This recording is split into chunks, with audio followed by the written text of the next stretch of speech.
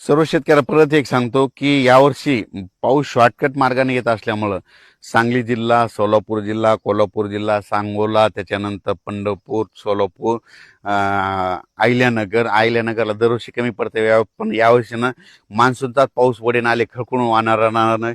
बीड जिल्हा कडा असे ते भाग दुष्काळ पट्टा आहे, पण बीड जिल्ह्यात सुद्धा यावर्षी मान्सूनच्या पावसातच वडे नाले चांगले खळखळून वाहणार आहेत.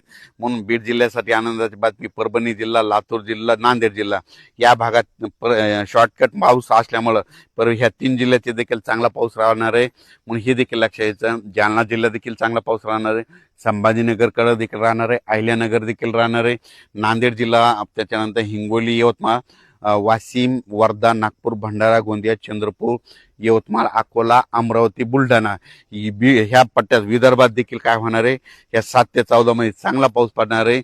आणि ज्यांची ईदभर होईल तर ते विदर्भातल्या शेतकऱ्याची देखील आपलं ईदभर होऊन गेल्याच्या नंतर तुम्ही तुमचा पेरणीचा निर्णय घेऊ शकता. पण परत शेतकऱ्याला